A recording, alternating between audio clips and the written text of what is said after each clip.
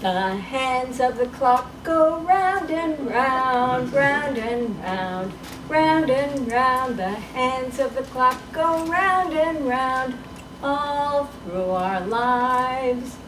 Bong, bong, bong. We're going to Elmwood Country Club today. Ooh, I don't like Elmwood Country Club, but we're going to be there for about 3 hours. So I guess, let's see, what will I need? My baseball, my tennis racket, my bathing suit, my basketball, my Freddie the Pig book, my speller, and my homework. I hope that'll be enough. I know my brother and my father always say that I want to take everything with me to fill up every single minute. Well, that is true, because if I don't, I might be like my mother. She lies in bed all day long just playing with her hair and getting fatter and fatter, eating and ringing the buzzer for our maid to come in and playing solitaire. And then when we talk to her, she doesn't hear us, and then she flies into rages out of the blue. Earth to Mom, Earth to Mom, come in, Mom, hello.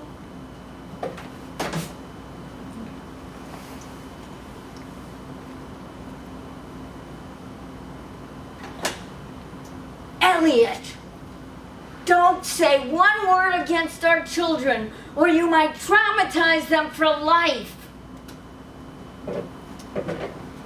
Well, we have a housekeeper, Mary. She really is the one that raises me, and she takes me to school and washes my ears and tells me to say my prayers at night. She lives with us.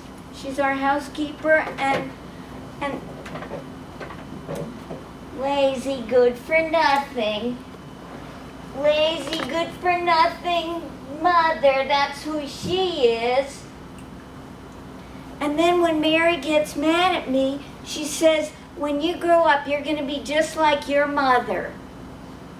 Oh no, I don't want to be like my mother. She wastes her time all day long. I'm not going to waste my time. I'm going to do it all right. And then I hear my father in the living room reciting his favorite poem. So live that when my summons comes to join the innumerable caravan which moves to the mysterious realm where each shall take his chamber in the silent halls of death.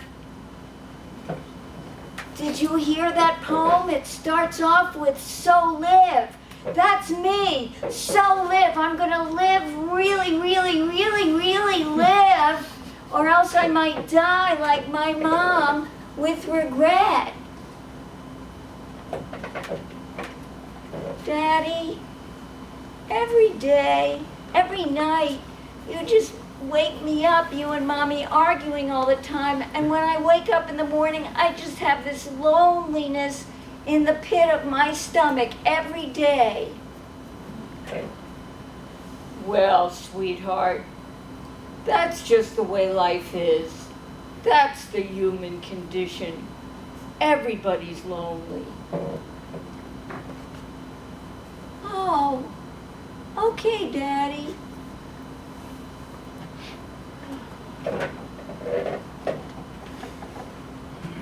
It's 10th grade, and the human body is such a miracle, and we're supposed to write on one system of the body. I don't know which system to write on. I'll write on them all.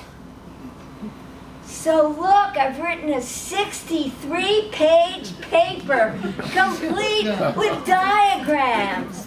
And then my high school principal calls me into his office and he says, Tasha, I'm worried about you. Your mother just called. She said your father's going blind and the house is on fire and your maid poisoned the water. You know, I see you as a super student, a superstar on the basketball team. You're always eager and curious. I'm afraid, honey, that all of this is going to catch up with you someday. And I think to myself, oh no, it's not going to catch up with me because I'm Horatio Alger. I'll pick myself up by the bootstraps, and besides, I believe that life is a gift. That's what my father always says, and guess who my heroine is? Anne Frank, because she believes that people are basically good. And I do too. And besides, someday I'm going to leave all of this mess in my family in New York City behind, and I'm going to marry a man with a flannel shirt. We're going to have a sheepdog and live on a farm in Vermont. And we're going to have 5 kids who are going to run around in the backyard with mud between their toes. And I'm going to teach school in the Red Barn. I'm going to outpace, outrun, outstuff, outscheme time.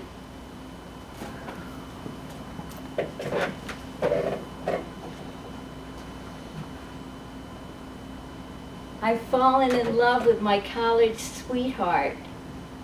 His name is Larry.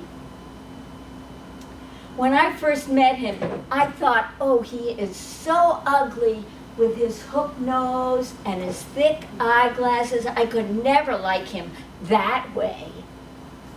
But now I think he's the handsomest man in the world with his forest green sweater in physics lab.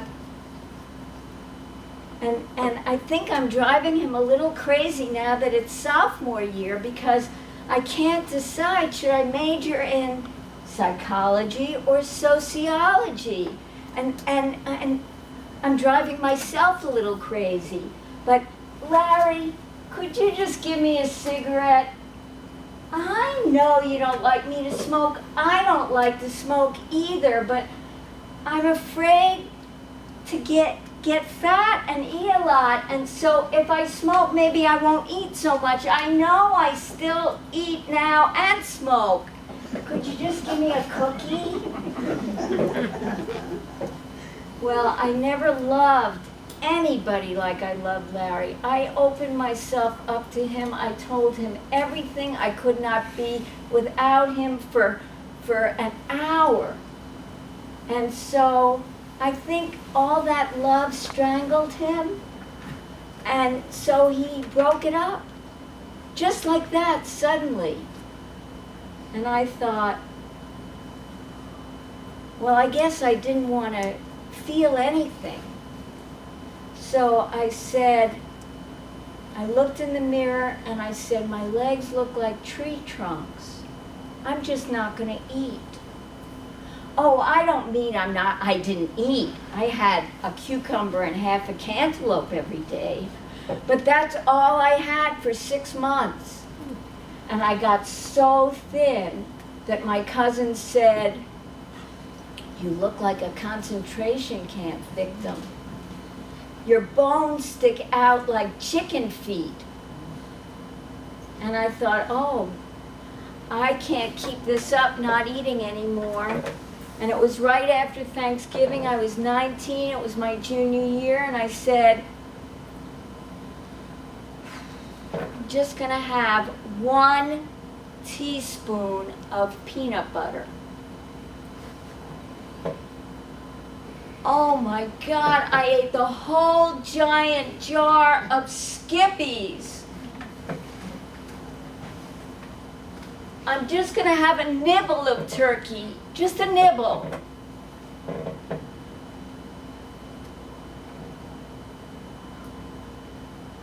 Oh my God, I ate the whole leftovers that were meant for 12 people.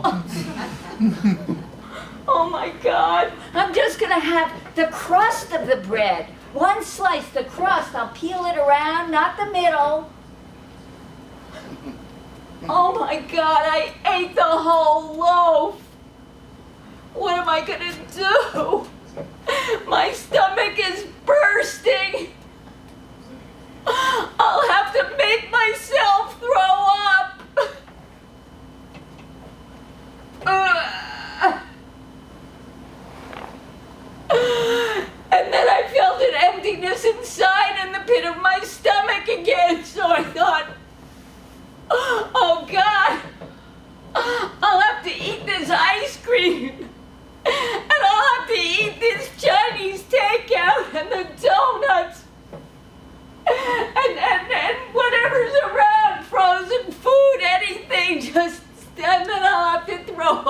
again.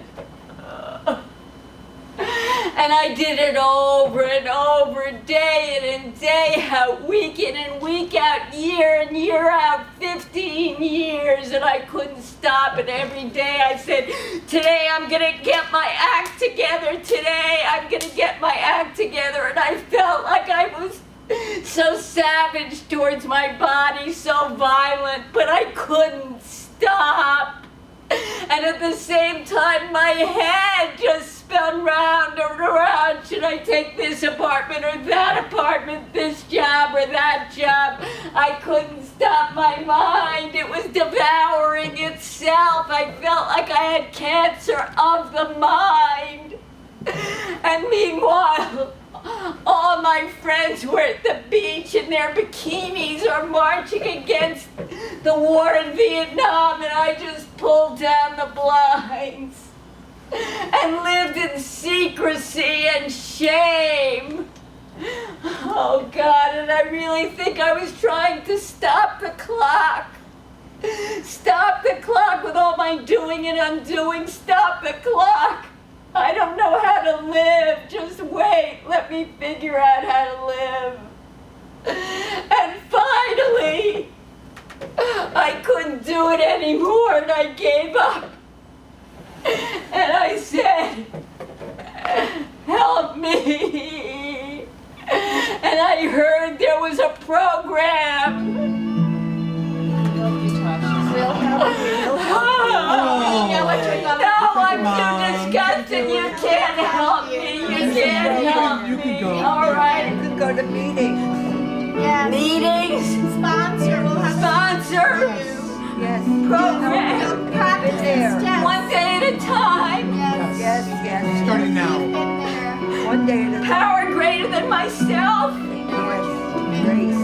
Grace. Live and let live. Make amends.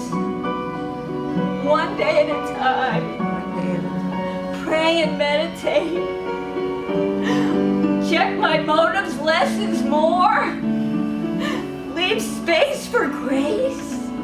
I don't know how to do this. I don't know how, but I'll try. I'm willing. And so, day by day, step by step, little by little, I learned how to connect with myself, with you, with nature. I began to heal my body, my heart, my mind, my spirit. And because the days had been so dark for so long, awakening to the light became that much sweeter.